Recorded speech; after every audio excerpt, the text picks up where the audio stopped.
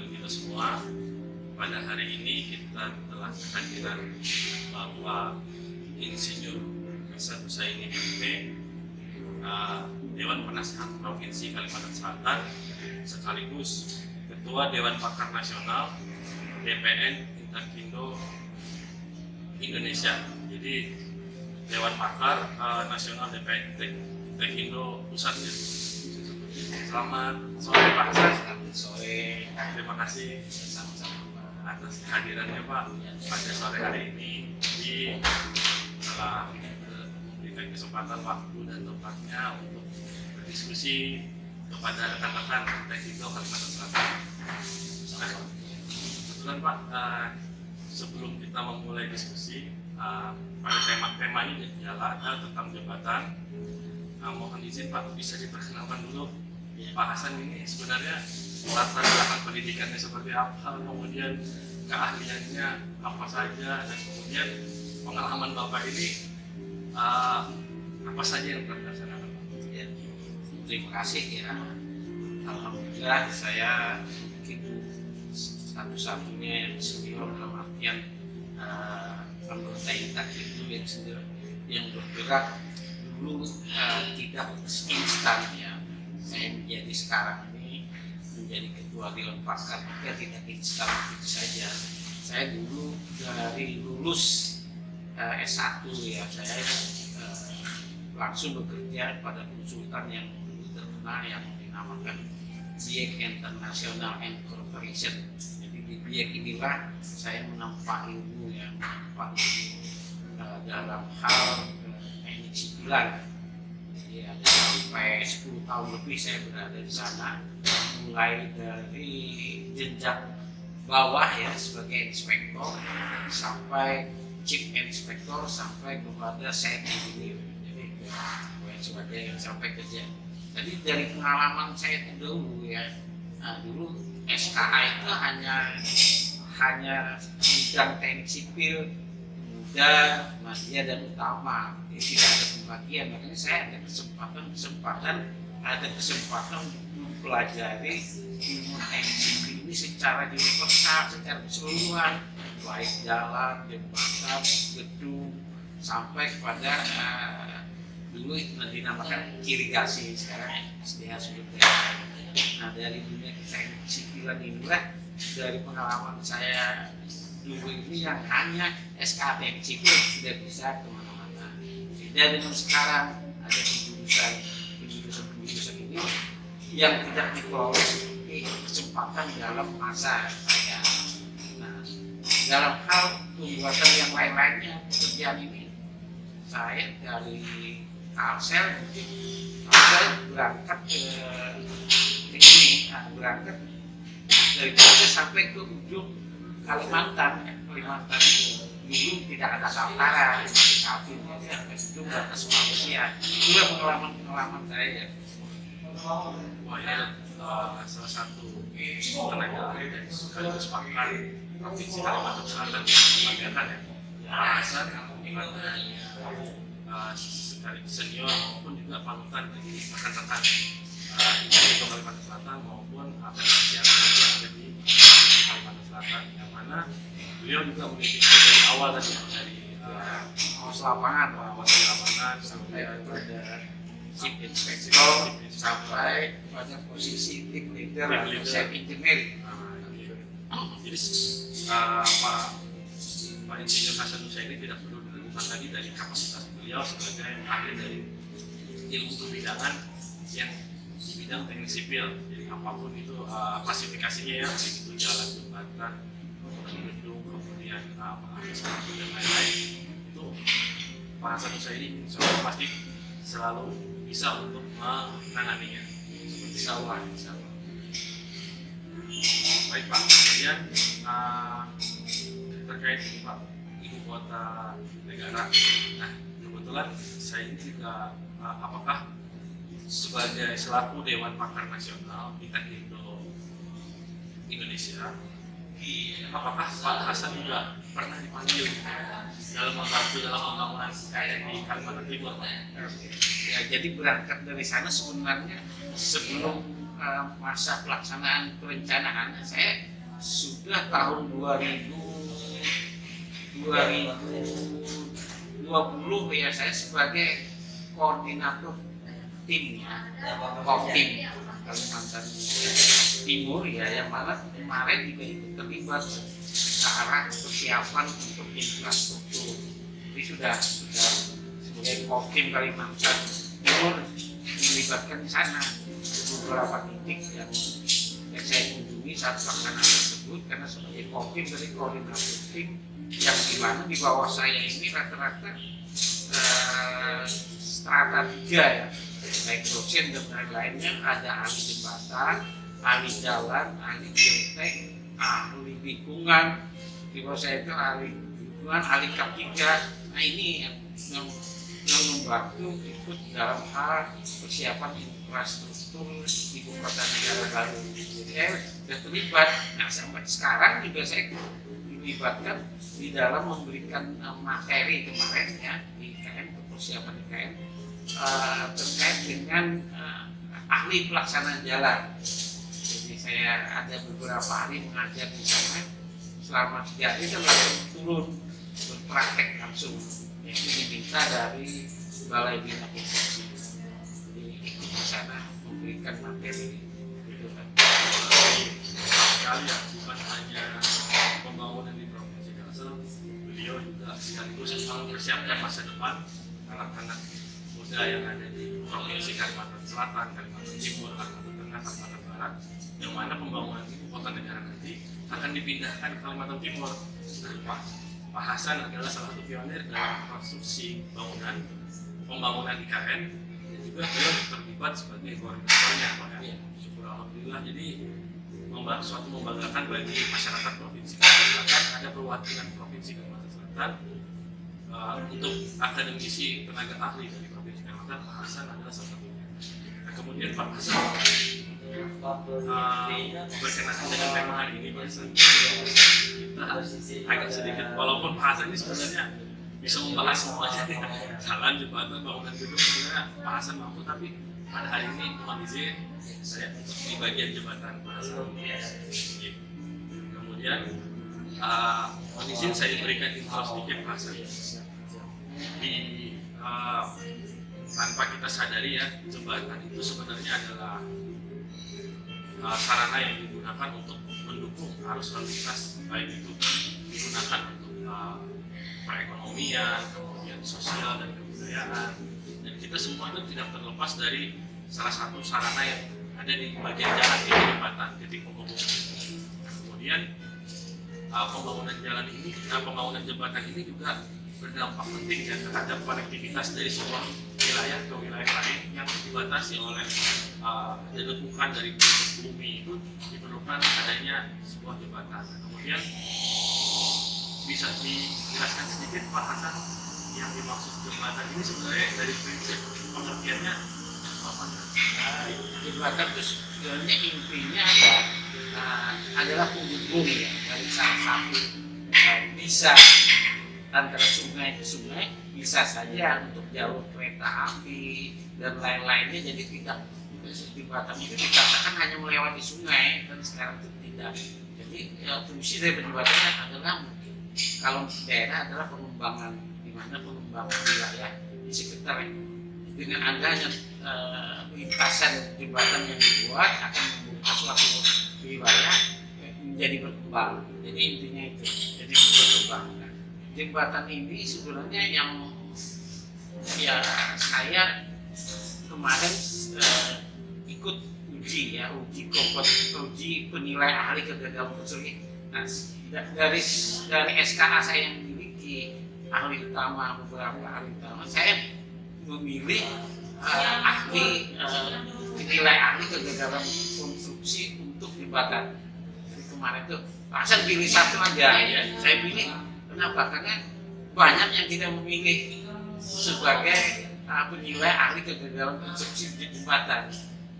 Mungkin ya seperti kita ketahui sendiri, sebenarnya struktur itu memang berat semuanya, tapi jembatan ini perlu memang seorang yang punya kompetensi ya, karena seperti seperti kita ketahui di Kalimantan khususnya Kalsel kan, kegagalan jembatan Taripa, terus yang kemarin jembatan Sulawesi menimpa korban. Nah, itu termasuk juga sebenarnya dalam hal kaitannya bukan yang teknis tapi manajemennya. Iya. Nah, jadi bahasan ini begitu banyak ya, ada lagi tadi jenisnya, kita baru tahu juga ada jenis namanya tenaga ahli kegagalan jembatan dan Penilai ahli kegagalan bangunan jembatan. Ini juga saya baru dengar juga, mungkin rekan-rekan baru melihat dari penjelasan bahwasanya beliau juga salah satu tim penilaian dari Provinsi Kalimantan Selatan, mungkin itu satu-satunya. Jadi bahasan ini bisa dibilang Habibinya di bidang konstruksi, tapi untuk jembatan seperti itu bahasanya, sebutannya jadi istilah. Kemudian bahasan di Provinsi Kalsel ini ada banyak begitu jembatan. Jadi jembatan ini ada yang saya melihat itu dia hanya mengkoneksikan orang, habis kemudian hanya bisa dilalui oleh satu kendaraan. Kemudian ada juga yang jembatan yang bisa dilalui oleh banyak kendaraan. Nah, sebenarnya pasar jembatan ini tergantung spesifikasi yang seperti apa yang bisa menahan beban, atau pengertian saya tadi jembatan yang seperti apa dan kemudian dipergunakan untuk menahan moda transportasi yang diperlukan dari suatu daerah. Ya, sebenarnya jembatan itu ada kelas-kelasnya, ya, dari kelas 1, kelas 2, 3 ya. Dan peruntukannya juga beda-beda. Makanya ya terkait bentang juga jembatan itu ada yang dinamakan bentang tunggal ya. Bentang tunggal itu arti kan abutmen ya. Atau abutmen bahasa kita itu kepala jembatan itu bentang tunggal.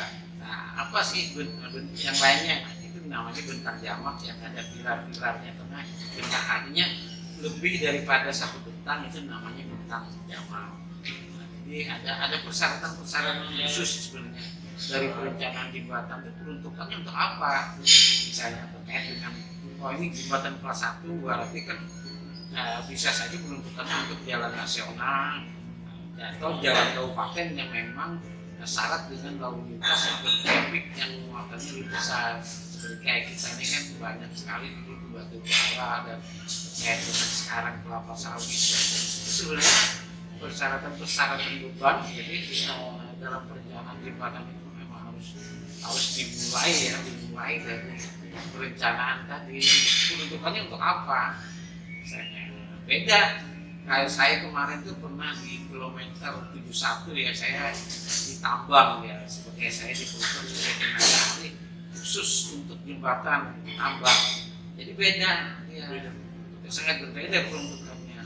Untuk orang ya beda dengan muatan. Jadi beban itu menentukan pas jembatan tadi. Ya, jadi ada hal itu, makanya diperlukan perencanaan yang benar-benar matang dalam jembatan, karena tidak sedikit ya di dalam perencanaan ini seperti kasus jembatan Taripa ya, itu sangat signifikan sekali kegagalan daripada perencanaan. Itu yang berbahaya di situ. Nah, jadi apa yang disampaikan Pak Hasan tadi merupakan sebuah gambaran yang sangat jelas ya, bahwasanya peruntukan dari sebuah jembatan itu tidak boleh diperlakukan terhadap fungsinya tadi, untuk siapa penggunanya adalah siapa, masyarakat, apakah dia untuk usaha dan lain-lain kan. Jadi beban itu sangat diperlukan agar fungsi dari jembatan tadi untuk menghubungkan suatu pengangkutan orang atau barang tadi agar tetap lancar seperti itu Pak Hasan. Nah, kemudian Hasan, saya ini mohon maaf Pak, jadi saya pakai pengalaman pribadi Pak Hasan. Jadi pengalaman pribadi saya kan ketika saya pengalaman menggunakan jembatan gantung kayu sama jembatan yang mungkin sudah bentuknya beton Pak. Nah, sebenarnya itu kan biasanya dia menghasilkan getaran. Di setiap jembatan itu menghasilkan getaran. Nah, kenapa yang di jembatan gantung itu dan jembatan yang kuat tadi yang bentuk beton tadi dia agak sedikit getarannya tadi yang bisa kita rasakan. Nah, Kira-kira bisa dijelaskan sedikit Pak Hasan? Sebenarnya beton kan sifatnya kaku, beda dengan struktur lain. Makanya jangan kaget seandainya kita naik ke jembatan ya, naik ke jembatan rangka baja sama dengan kayu, dia bermain.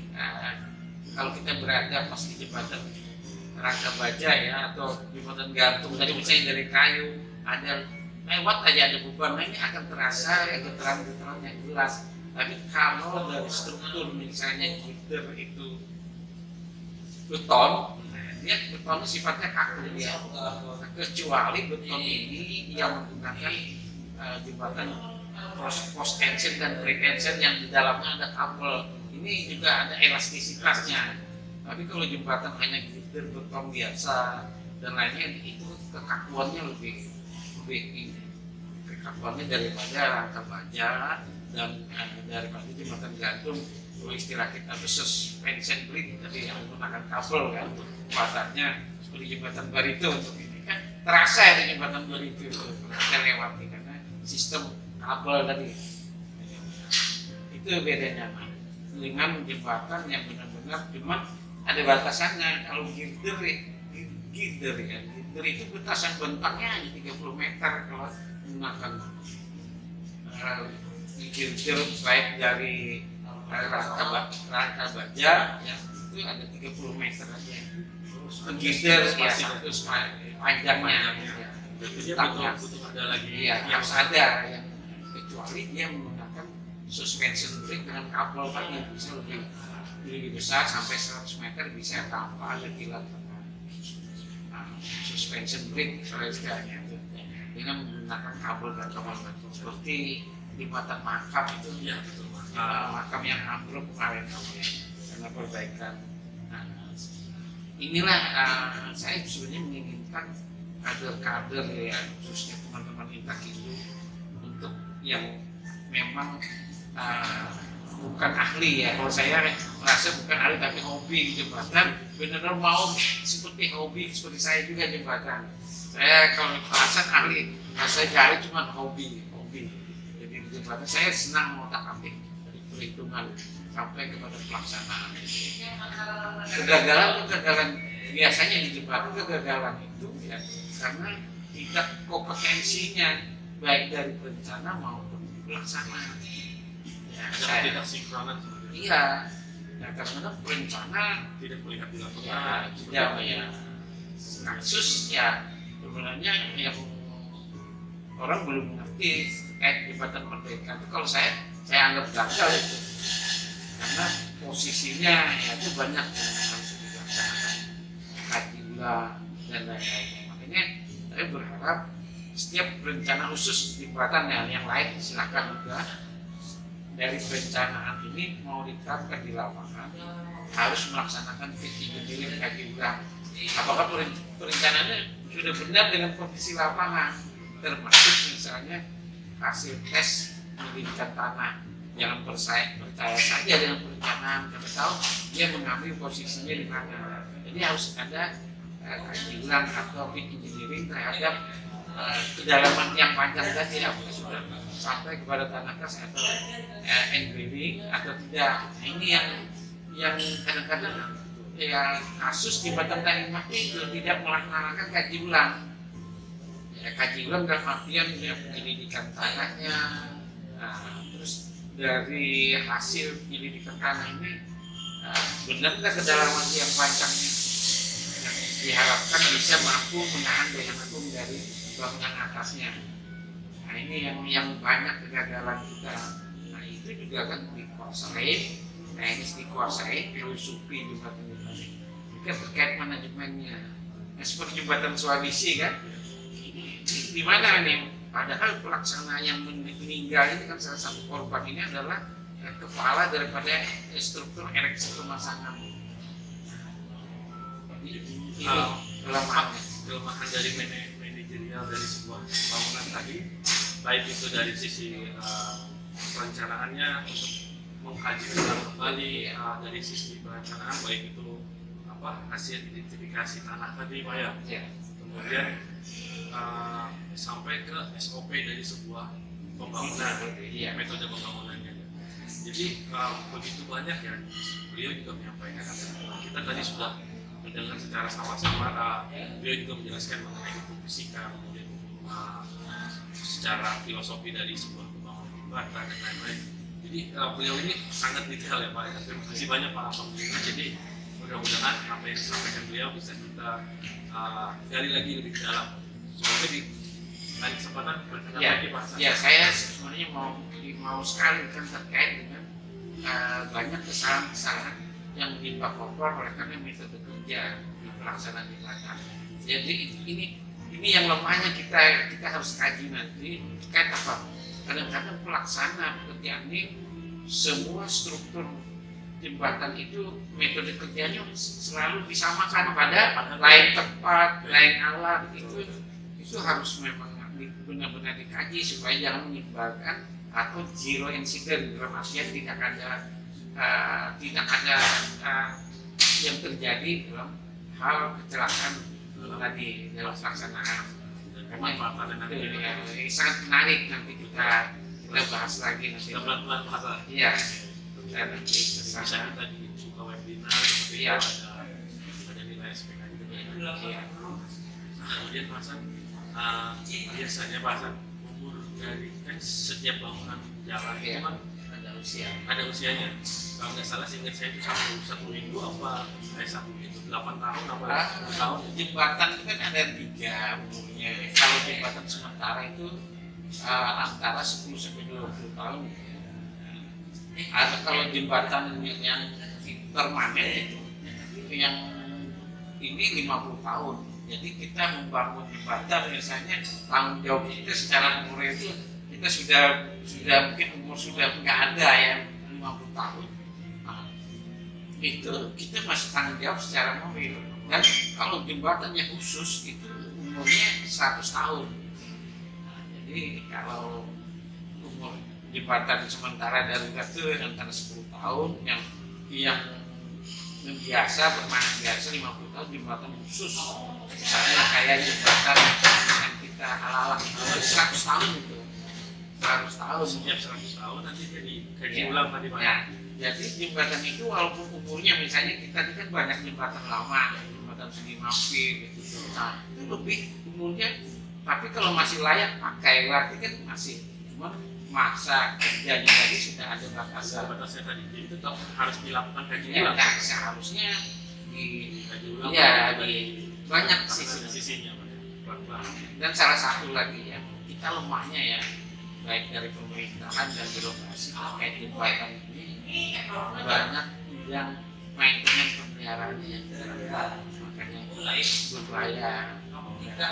Kita bisa lihat jembatan-jembatan yang ada, misalnya nggak usah jauh jembatan yang dekat dengan Sopal itu nggak bisa dilihat lah, ini pilar-pilarnya tuh rumah tanaman apa kan, yang diperbaiki hanya bangunan atasnya aja kelihatan rapi, tapi bawahnya enggak, seperti pilar, abutmen dan selain-lainnya itu Seharusnya yang penting bagian yang di bawah itu yang penting. ya, bukan yang di atas. Yang di atas yang tinggal memoles saja. Banyak sebenarnya, termasuk yang saya lihat kebetulan saya dulu di Balai Jalan itu ketua daripada survei jembatan dan lereng. Nah, jadi saya inventarisir jembatan-jembatan yang ada ya kebanyakan khususnya di pemeliharaannya. Wah, ini berarti sekali pengalaman luar biasa. Jadi kita akan gali lebih dalam nanti di dalam sebuah konsep yang lebih siap Pak ya. Kemudian yang terakhir Pak Hasan, sejauh ini Pak Hasan, menurut Pak Hasan jalan yang paling bagus di Kalimantan Selatan baik itu secara perencanaan, komunikasian, pembangunan sampai ke penggunaan jembatan hingga saat ini, kira-kira jembatan mana Pak bisa dijadikan sebagai pionirnya lah? Sebenarnya jembatan yang ya karena jembatan bangunan dulu itu lebih kokoh sebenarnya, walaupun usianya misalnya kayak jembatan Sudimampir itu kan sudah umurnya sudah ya saya masih kecil sudah berdiri, sudah ada kan belum saya ini seperti jembatan Dewinya itu memang harusnya diinventarisir oleh pihak pemerintah ya, karena ini kan pemeliharaan ini kan ada yang dari Balai Jalan Nasional, ada yang kabupaten dan kota. Ini yang mana yang harus ini yang makanya. Nah, terus terkait dengan jembatan yang masih bisa bertahan khusus di tempat kita ini ya, yang saya rasa terus dimampir itu yang sangat umurnya luar biasa ya, sudah berapa tahun itu? itu mungkin hampir 100 tahun. Saya aja sudah 60-an umur kan sudah ada jembatan itu. Berarti ya, nah, tapi juga dengan kondisinya yang ada, jangan sampai jembatan itu dengan usianya yang sudah luar biasa lah, kita nggak expired, dibiarkan begitu saja. Tetap harus ada kajian-kajian supaya kalau terjadi hal-hal yang mengakibat jembatan itu bermasalah, mengakibat korban, ya lebih baik kita sebenarnya benar-benar melaksanakan inventarisir pemeliharaan, mengkaji ini masih layak atau harus diganti.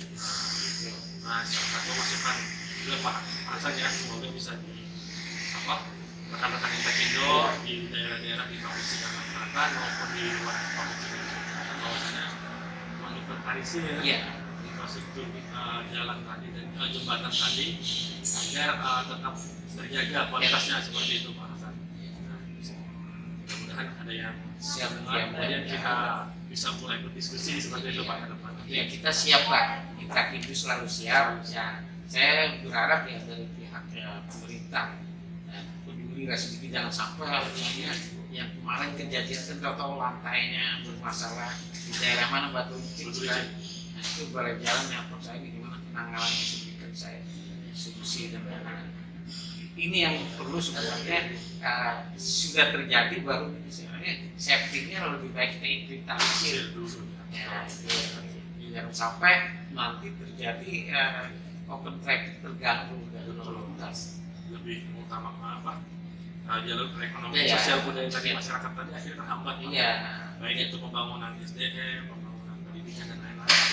Jadi lebih baik kita dulu kaji daripada ini sudah terjadi stok bermasalah kan, kalau jadi kesulitan waktu lebih baik dari awal kita mengetahui semua, kalau bisa ya semua pihak pemerintah ya, artinya benar-benar menginventarisir jembatan kita yang ada di khusus di Kalimantan Selatan ini, baik itu pemerintah dari jalan nasional, jalan kabupaten, jalan desa dan seterusnya.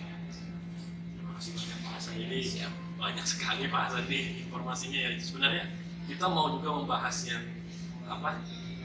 dari sisi MSP dan lain-lain, tapi kita fokuskan ke jembatan dulu. Siap. Terima kasih banyak. Jadi begitu banyak, jadi agak susah saya menyimpulkan karena memang beliau ini memang ahlinya. Mungkin yang terakhir Pak Hasan, mungkin bukan yang terakhir tapi akhir diskusi kita hari ini.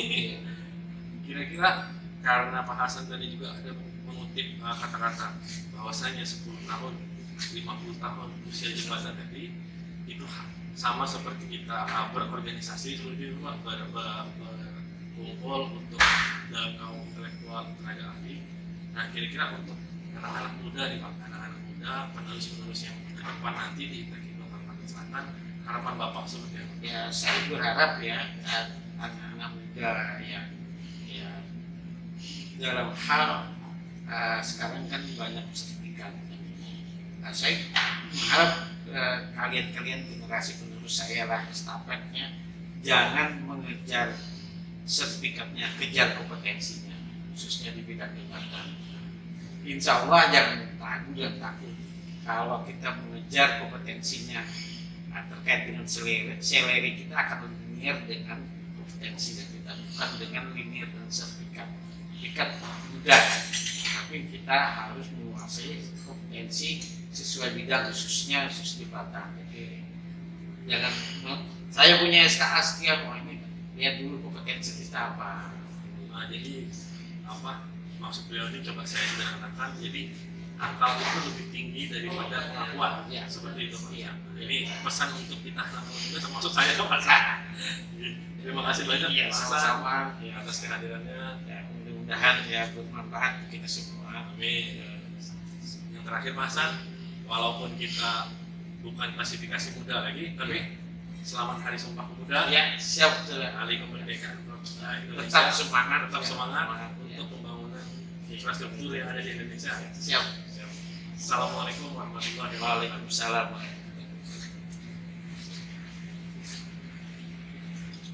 Panjang juga isi.